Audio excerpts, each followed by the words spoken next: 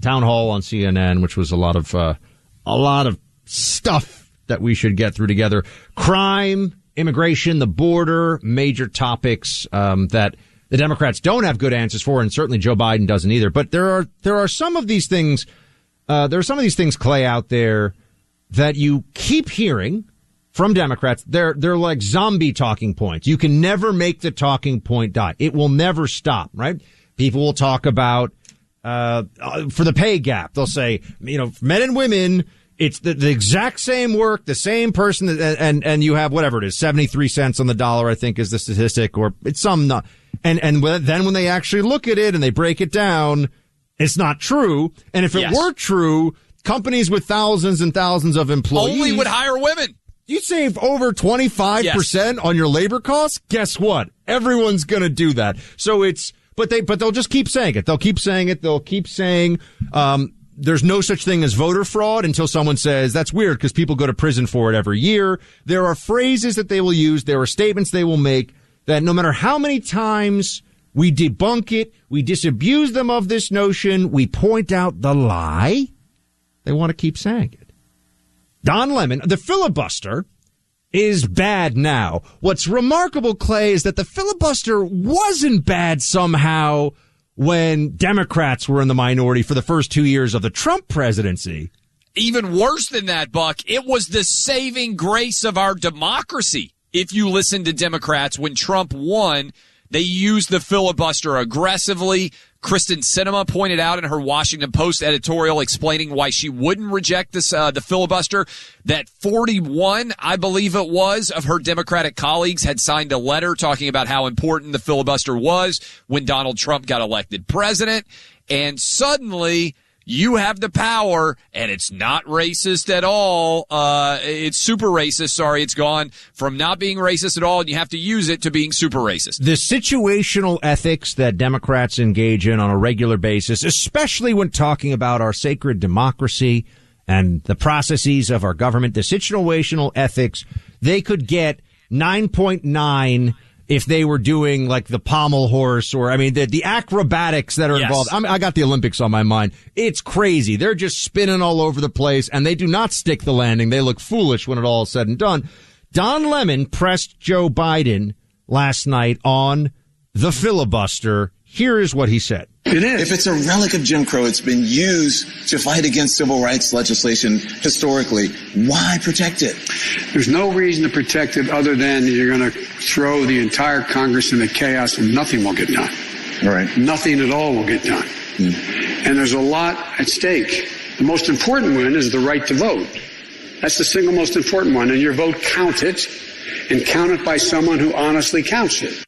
It is not a relic of Jim Crow. How many times? It's a lot. Do we have to just go over this? The tactic of delaying in the Senate so that legislation could not go through goes all the way back to 1789 when Senator William Maclay wrote in his diary, the design of the Virginians was to talk away the time so we could not get the bill passed. There were uses of the filibusters in the 1830s. There were uses of the filibuster before anybody had even heard of Jim Crow or Jim Crow laws. It comes from, fun fact, the Dutch for freebooter or the Spanish filibustero, and it is essentially a pirate.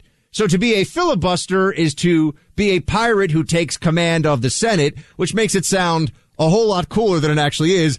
But it is not Jim Crow relic. It is not racism. This is total malarkey. What is designed here is for the Senate, because you have 6-year terms, to not swing outrageously every single time that we have a new presidential election. And so the idea, for anybody who has studied history, is that the Senate will slow things down to make sure that we are not behaving in a haphazard fashion. The House is obviously a much more reactionary body, as it is only made up of people who are elected, 435 of them, every 2 years. The Senate, the 6-year term, is supposed to protect you from the passions of the moment so that you can make a reasonable decision for the betterment of the country. The fact that we have allowed It's a good question, Buck. You talked about how dumb Joy Behar is. Do you think that Don Lemon is able to understand that, or is he just going to spout whatever Jeff Zucker sound bites are popular on CNN in any given day? Do you think he's cognizant of the fact that he's spreading disinformation while claiming to care about information in a big way? I think he doesn't care, and I believe that for Democrat anchors who pretend to be journalists, which I don't know. I mean, no intelligent person would ever say Don Lemon is unbiased, or Chris Cuomo, or any of these people, say fake Tapper, any of them. No one actually thinks that they're not Democrats doing the bidding of the Democrat Party. Who pays attention and who's honest? I mean, there might be delusional, very bored people in airports. Although I think are they in airports anymore? They lost some of that airport coverage. They're not on as much. Yeah. There's more sports on in airports now, it seems to me. If my choices are woke NBA or CNN in the airport, I want to watch some three-pointers get drained. I got to tell you, I will make that concession. But no, I think that for people who are now, and I've even had friends bring this up with me recently, they say it kind of feels like all media has just turned into clashing narratives and activism. And they say, how do you feel about that? I say, well, what you do, Clay, we tell people this is what we think, this is what we want, and who we are. The old media of this is just the truth, there is no other truth, and we bring no perspective to this. Journalism is a lie. It's been a lie for a very long time.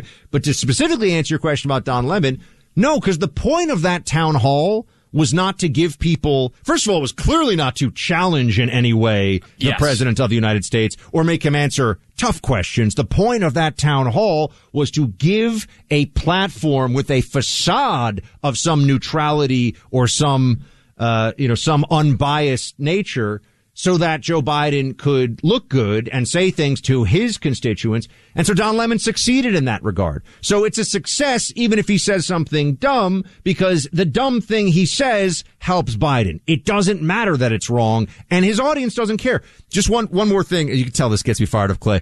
The journalists, when it comes to guns, and I've said this for a long time, people say, no.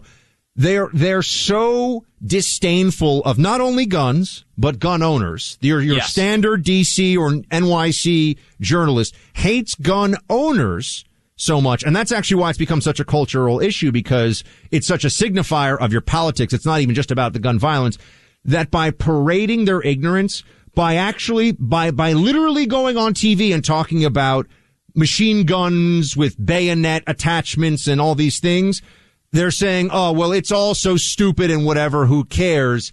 As long as I'm showing you how much I hate it, that's what matters. Well, and it's not worth learning about. Sorry, go ahead. That's why the Democratic Party has such a big cultural issue in many parts of the country, even for people that might respond favorably to some of the things that they argue for. As a kid who grew up in Tennessee, we're around guns at a young age. And that doesn't happen for many of these left-wing New York and California liberals. They just aren't, right? They aren't ever in a backyard with a gun firing at a target, right? They don't have BB guns growing up. And so a lot of that discomfort is just nervousness because they haven't ever experienced a gun in a non-life-threatening fashion, right? They're thinking, oh, my God, I'm going to get shot or whatever.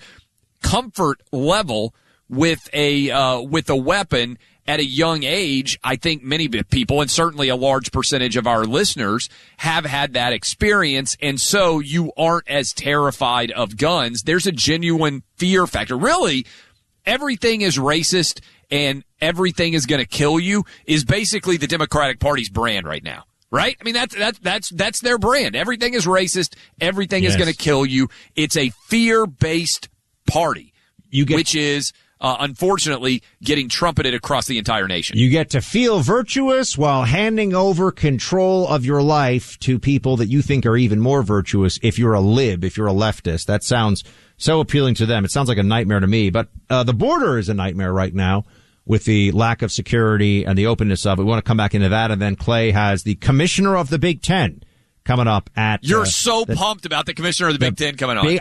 I'm sorry. Your brothers are going to be pumped that you talk to the commissioner of the Big Ten. Oh no, they love watching the sports. Yes. So they're excited. We're doing it for sure. Welcome back to the Clay Travis and Buck Sexton Show. Buck here, and we had some interesting moments in this last night Joe Biden town hall, and I am a fan of the site the site the Babylon Bee. They're fantastic, and they just put out CNN airs hours-long PSA on warning signs of dementia. Ouch. Yes. Ouch. That is, they are not holding back there at all. Well, one area where Biden had no good answer, and I think, to be fair, and I do aspire to be fair, at least within the context of what my beliefs are on this show, I don't think Biden can give a good answer on what Kamala said about the border or what's happening at the U.S.-Mexico border. You have unprecedented numbers, truly, by the numbers, with the data in front of us right now, unprecedented numbers of apprehensions of illegal crossing. We have the closest thing that we have had to an open border really ever, at least in the modern era of this country. And Biden was asked about Kamala saying, do not come. And here's what he said. Vice President Harris said to Guatemalans, don't come. Recently, you have indicated you are in favor of refugees coming to this country. Could you please explain your administration's basic stance on immigration? Yes, they should not come. What we're trying to set up is in the countries like in particular Northern Triangle, Guatemala, Honduras, El Salvador, etc., we are setting up in those countries, if you seek asylum in the United States, you can seek it from the country.